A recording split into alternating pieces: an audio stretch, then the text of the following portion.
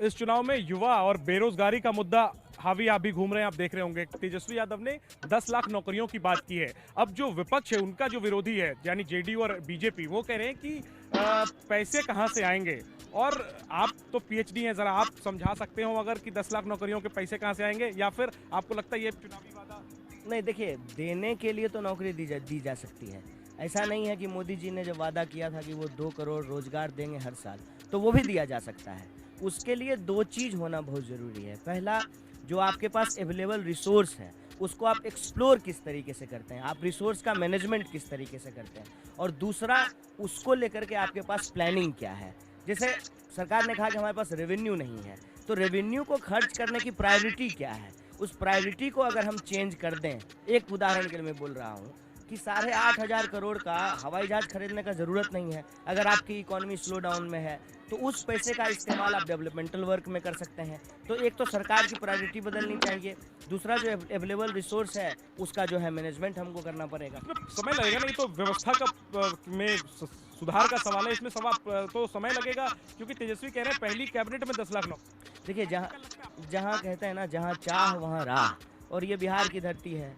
दशरथ मांझी जी ने पहाड़ को काट करके रास्ता बना दिया, बना कि नहीं बना?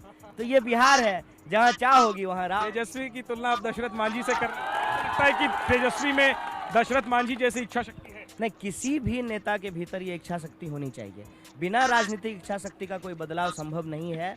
और किसी भी युवा नेता को, अगर वो चाहते हैं कि समाज में राजनीति सही तरीके से हो, उसका चाल चलन ठीक हो, तो वो इच्छा शक्ति तो दिखानी पड़ेगी। कि महागठबंधन में 5 दल हैं, पांचों दलों ने मिलकर के एक जॉइंट कैंपेन कोऑर्डिनेशन कमेटी बनाई है। अलग अलग इलाकों में लोगों को जिम्मेवारी दी गई है कि हमारे पास हेलीकॉप्टर नहीं है, तो 243 विधानसभा में गाड़ी से पहुंच पाना मुश्किल नहीं है इतने कम समय में चुनाव। तो जहां आप प्रचार कर रहे हैं, क्या माहौल देख रहे हैं? देखिए, माहौल तो है, लोग सरकार से बहुत दुखी हैं। और ऐसा लगता है, जो आपने कहा कि लोग बहुत आ रहे हैं सभाओं में, तो ऐसी उम्मीद की जाती है कि आने वाले समय में एक बदलाव का संकेत है ये। और इस बदलाव की क्या वजह है? नीतीश कुमार के सरकार के खिलाफ एंटी इनकम्बेंसी या तेजस्वी यादव का वादा 10 लाख नौकरी? देखिए, नीतीश जी के खिलाफ जो एंटी इनकम्बेंसी है, ये इसका एक बुनियादी कारण है। और जो माहौल बना है, वो माहौल बना है इस बात को लेकर के कि जब आप किसी भी विपक्षी दल के नेता की सभाओं में भीड़ आती है, तो वो कहीं ना कहीं रेजोनेट करता है, कहीं ना कहीं वो इको करता है। तो मैं समझता हूं कि ये दोनों कारण है जिससे चुनाव में विपक्ष के लिए एक माहौल बना है। ऐसा कहा जा रहा था कि बिल्कुल वन साइडेड इलेक्शन होगा, कम से कम वन साइडेड इलेक्शन तो नहीं है ये। क्या लग रहा है आपको? देखिए, वो तो अलग अलग तरह के लोग अपना अपना प्रेडिक्शन करते हैं। मेरा मानना है कि जिस तरीके से लोगों में गुस्सा है, ये बदलाव का संकेत तो जरूर है। सवाल और है मेरे, आप चुनाव नहीं लड़ रहे, लेकिन बीजेपी जो हमला कर रही है महागठबंधन पे, तो जो जिन चेहरों को उन्होंने चुना है उसमें से एक आप भी हैं, और आप तो बहुत बीजेपी के बड़े प्रिय हैं। जब राजनीतिक हमला करने की बात आती है, बीजेपी ये कह रही है कि महागठबंधन के जरिए वामपंथ जो है वो बिहार में पैर पसार रहा है, वो जातीय हिंसा का जो इतिहास रहा है उसकी याद दिला रहे हैं। और ये कह रहे हैं कि जो वामपंथी हिंसा का इतिहास रहा है बिहार में, वो वापस लौटेगा महागठबंधन की अगर सरकार। क्या जवाब देगा? एक तो ये बहुत बड़ा झूठ है। दूसरी बात ये कि अगर रोजगार मांगना और रोजगार देना वामपंथ है, तो इसमें कोई बुराई नहीं है। अगर वृद्धा पेंशन को बढ़ाना और समय पे वृद्धा पेंशन मिलना ये वामपंथ है, तो इसमें कोई बुराई नहीं है। अगर बिहार में नियोजित शिक्षकों को समान काम का समान वेतन दिया जाना वामपंथ है, तो इसमें कोई बुराई नहीं है। अगर किसी भी एजेंडे से देश का भला हो सके, तो उसमें क्या दिक्कत है? बिहार में वामपंथी हिंसा का इतिहास रहा है कन्हैया। आप शब्दों के धनी हैं, आप घुमा देते हैं, लेकिन वामपंथी नहीं, देखिए, जातीय हिंसा को आप वामपंथी हिंसा नहीं कह सकते हैं। ये मैंने हिंसा पे ये बात बार बार कही है कि ताकतवर हिंसा करता है ना, कमजोर हिंसा तो नहीं करता है। संख्या में जो है वो भेड़ ज्यादा होते हैं। क्या आपने भेड़ों को भेड़ियों के खिलाफ हिंसा करते देखा है क्या? कुछ मुट्ठी भर लोगों के पास ताकत है, वो हिंसा करते हैं, वो सरकारी मशीनरी का दुरुपयोग करते हैं, और आरोप उनके ऊपर लगा दिया जाता है जो अपने हक के लिए विरोध प्रदर्शन कर रहे होते हैं। नहीं, ये जो आरोप लगाया जा रहा है ना, तो आप क्या आश्वासन देना चाहिए, क्योंकि आप एक बड़ा चेहरा है, आपकी बात में एक वजन है, क्या भरोसा देना चाहिए? देखिए, अगर वामपंथी पार्टियां महागठबंधन में शामिल हैं, तो ये अपने आप में इस बात की गारंटी है कि प्रो पीपल्स जो है पॉलिसीज इम्प्लीमेंट होंगी। और हमारे पास दो मॉडल हैं, एक मॉडल गुजरात का है, दूसरा केरल मॉडल है। केरल में देख लीजिए कि कोरोना काल में केरल ने कितना अच्छा परफॉर्म किया है। सबसे ज़्यादा लिटरेट स्टेट है, सबसे ज़्यादा हेल्थ फैसिलिटी है वहाँ पे, सबसे ज़्यादा एजुकेशन फैसिलिटी। बिहार में केरल मॉडल लागू करवाएंगे वाम दल।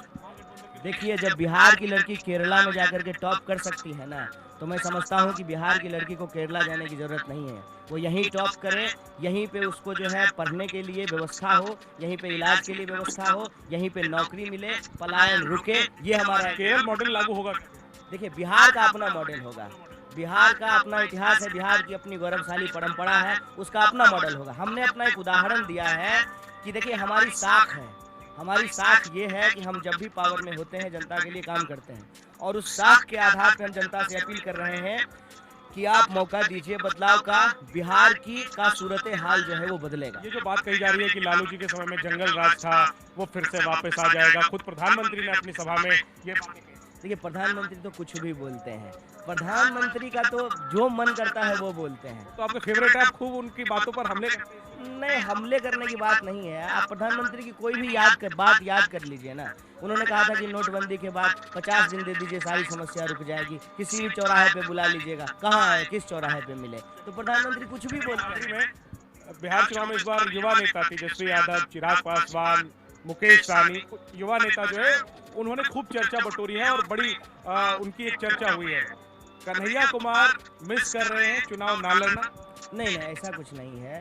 देखिए, हम लोग एक पार्टी के कैडर हैं, और पार्टी कहेगी दरी बिछाने के लिए तो दरी बिछाएंगे, पार्टी कहेगी माइक ठीक करने की। इच्छा भी तो होता है ना, इच्छा तो होती है ना।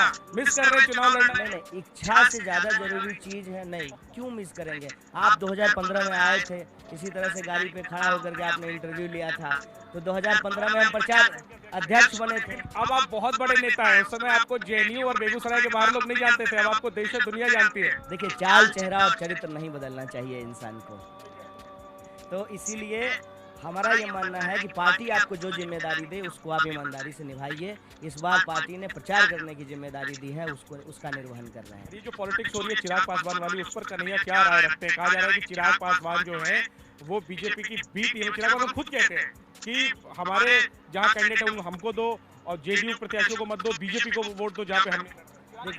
देखिए, ए टीम बी टीम तो लोग कहते हैं, मैं इन चीज़ों पे नहीं जाता हूँ। मेरा मानना है कि किसी भी पार्टी को चुनाव लड़ने का अधिकार है, वो चुनाव लड़ रहे हैं, बहुत अच्छी बात है। तेजस्वी की एक सबसे देखिए, खास बात तो अभी यही है कि युवा हैं और लगातार जो है उनका आकर्षण युवाओं में बढ़ रहा है, प्रोमिसिंग लग रहे हैं, एनर्जेटिक लग रहे हैं। उम्मीद करते हैं कि जो है जनता उन पर अपना भरोसा जताए और बिहार में एक बदलाव आए। नीतीश कुमार के 15 साल कन्हैया की नज़र में। देखिए, हर नेता का अच्छा पक्ष होता है, बुरा पक्ष होता है। क्या है नीतीश जी की अच्छी बात? नीतीश जी का कार्यकाल जो है, नहीं, हम जो है, देखिए, एक बात जो है, एक शेर कही गई है, मुझे आता नहीं ना मोहतरम को मोहतरम कहना, किसी को ज़्यादा किसी को कम कहना। तो मैं किसी का अनावश्यक प्रशंसा या बुराई नहीं करता हूँ। नीतीश जी भी इसी तरीके से एनर्जेटिक और प्रॉमिसिंग लग रहे थे, आज एनर्जेटिक और प्रॉमिसिंग नहीं लग रहे हैं।